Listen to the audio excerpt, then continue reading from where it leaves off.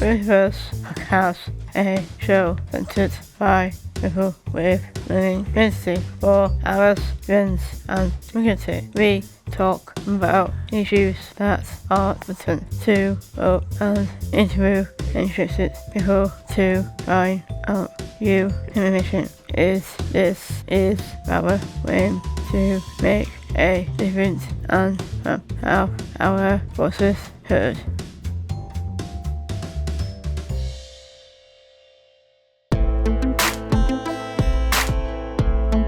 Hello, and welcome to the People First podcast.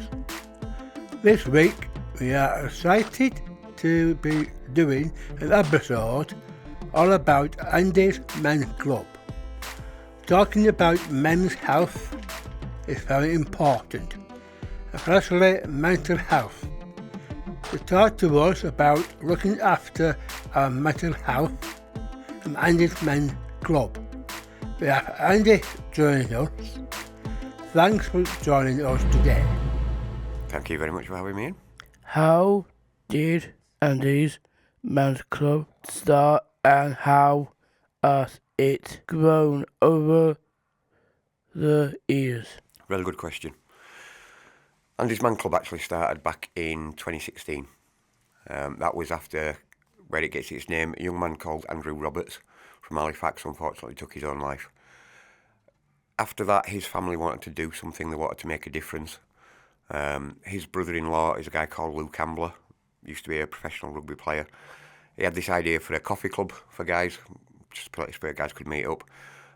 Between Luke and then Andy's mum Elaine, they had a few conversations backwards and forwards, came up with the name Andy's Man Club, and started these coffee clubs, basically. They are just talking groups for men, safe space for guys to come along and share their stuff that they might have going on in the world. Can you introduce yourself, please, and tell us more about your job role? Yeah, absolutely. So as we said, my name is Andy. Kind of conveniently working for Andy's Man Club, but there are many Andys. My role currently is what we call an area lead. So I am an employee of the charity now. I look after several clubs around my area, which currently is Calder Valley and Ayr Valley, so out in Keighley especially. I also get to do things like podcasts, getting out and meeting members of the community. I do a lot of going into businesses, talking about Andy's Man Club. I did start out myself as a user, as did all my colleagues in this role. Started out as a user back in January of 2018. Kind of different to most guys because I didn't actually join Andy's Man Club for myself. It was part of me trying to find some help for my son who was going through a little bit of trouble. And yeah, we found Andy's Man Club and I took him along that to get him some help. I'm still here. We'll get into it a little bit further in one of the questions coming on. All our groups are run by volunteers. We call them facilitators. I became a facilitator not too long after joining. Ended up running the Halifax club for a couple of years, and now, like I say, I've become an employee. Just had my 2-year anniversary in this role. Can you describe for us what happens in a meeting at Andy's Man Club? Yeah, so that's the same at all our groups. I mentioned earlier we started in 2016 with one group in Halifax. We have since grown quite considerably since then. We've now got over 300 groups around the UK, and we do run online groups as well, and they all run pretty much the same way. We have one of our volunteers stood outside every group waiting for people to come in just to say hello. They're there as a greeter, much like I was greeted when I turned up here today. We get everybody in then, there's free tea, coffee, nice coffee here by the way as well also, always a bonus. There's free tea, coffee and biscuits at all the groups, let the guys get in. 7 o'clock is when we aim to start. If the venue's got enough space, we get everybody together and just have a little intro first, and then we'd probably split off into smaller groups, because our groups are questions and answers, much like we're doing today. The facilitator asks the question, he'll answer it first to lead by example, and then we have a ball that gets passed round. He passes that round his group so everybody gets a go. My question one is always, how's your week been? simple question. Everybody can answer that. It's just, yeah, I've had a great week, or I've had a bit of a rough week, whatever. Question 2 then is always, give us one positive from your week. The idea of that is that if you're going through a bit of a rough patch, it can make you look for those positives, give you a little bit of a lift up sometimes. Question 3 then is anything to get off your chest. So that is the guy's opportunity to talk about their stuff, what they've got going on in the world. Now we would have a break then, just a chance to get another cup of coffee or whatever. The last 2 questions, they change every week. And they're generally structured to be something a bit more positive. A good example of that is something along the lines of, where is your happy place and why? It's something that you do, something that you can talk about, that you're interested in, hobbies, whether that's creating podcasts or whatever, something that you enjoy doing. And then the way that works then is other guys in the room might hear about new stuff that they think, I might fancy giving that a go myself. And then question 5 would be usually a bit of a silly question, quick fire to finish on. What flavour crisps would you put in a crisp sandwich? Just something light-hearted. And that's pretty much it. All the groups run the same. End of the day, it's just a bunch of guys having a bit of a chat with an opportunity thrown in there to talk about what they've got going on. What are your biggest pieces for advice for men to help with their mental health? That's another really good question. And there is no simple answer to that, to be honest, because what works for one might not work for another. Different things work for different people. Talking is a massive help. It's one of our many slogans. Anybody that looks into us all will see this hashtag, it's okay to talk, and it certainly is. If you've got your own stuff going on, those thoughts can bottle up a little bit and spin circles inside your head sometimes, and just getting that out there, verbalising it and talking to other people can be a big help for that. A lot of people find getting, not necessarily today because the weather's lousy, but getting out in nature, just going for a little bit of a walk, things like that can be really beneficial. There's all sorts of things out there.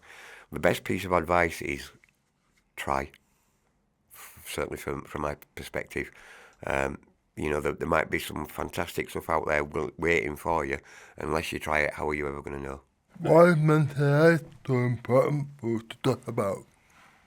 That kind of goes along with the last question, and again, it is a great question. And it is so important because, certainly for men, we generally don't talk.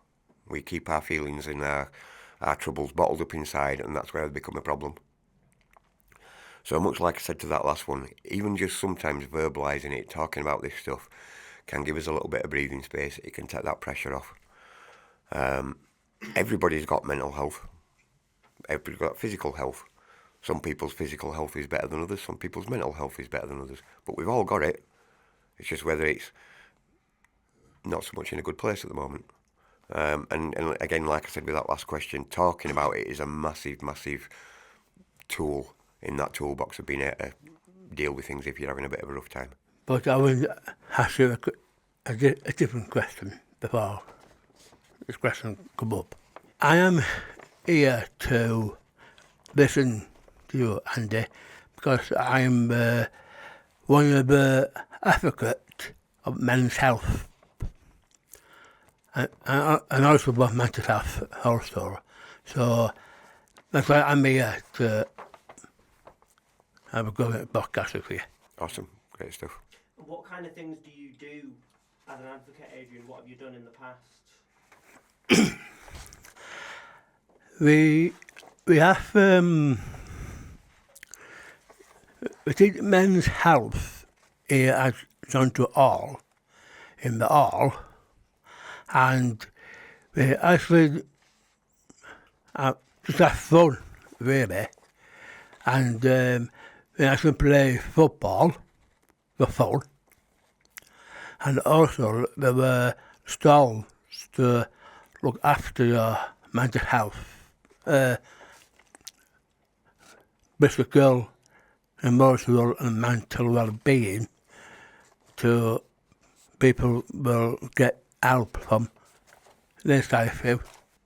All good stuff, yeah. Stuff like football, again, it's a team sport in it. People can get together and have a bit of fun. And that's what it's all about sometimes. And that in itself can be enough. You know, if somebody's going through a really rough time, getting together with mates can be a really good thing. Yeah. Okay. If we feel someone we know might be struggling with mental health, what things can we do to help them?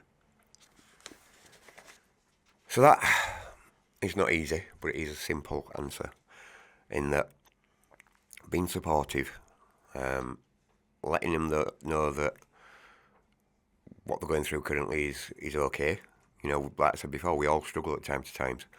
I think the thing to remember is that a lot of people want to be able to say something. They want to be able to help, and sometimes you can't. But it can be enough for that person just for you to listen to them. Obviously, tell them about us. If it's a bloke over 18, tell them about Andy's Man Club. There is a lot of help services out there which people can access. If they start looking on the internet and things, you'd be surprised how many things you can actually find by way of support services. Sometimes you've got to carefully choose your moment when to have these conversations with people, but it is important that you do have those conversations. Like I said, I got involved with it in the first place for my son, and it actually took me 8 months from him having his really bad time to actually getting him along to Andy's Man Club, and a lot of that was being very careful with what I said, but also when I said it to him. So, you know, if it is somebody that a person knows, what I will say is you know that person far better than I do. So you've got to utilise what you do know about them and use that approach where it might fit best, where they might be willing to listen a bit more. But don't feel that you have to have something to say. Just listen can be enough. Yeah. It could be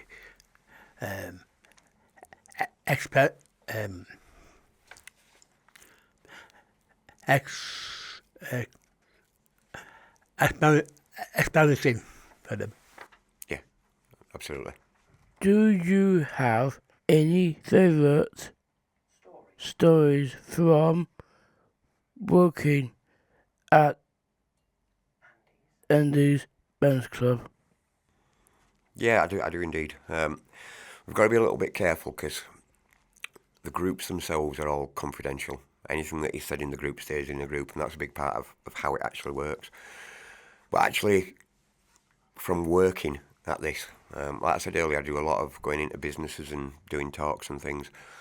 Quite a few of those are building sites where it's your typical big burly hard blokes covered in tattoos and things and what have you. And quite often with those, you'll get a bunch of guys that are sort of sat there and having a bit of a laugh with each other and this, that, other. But then some of the best conversations I've had are at the end of those where people will come up to me because they'll be able to relate to things that I've been speaking about. We can have some really good conversations. I've also made many friends over the years through association with Andy's Man Club and stuff, and built up that social side of things. I've had opportunities presented to me on a personal level through it. Like I say, I've been involved with the Halifax group, and we got involved as a local music festival over there. I'm actually now their official photographer for that music event through connections made and friendships formed throughout Andy's Man Club. So, yeah, there's lots of stuff that go on in a very positive manner off the back of people attending the groups. Does that offer any disability features for man with learning disabilities or autism?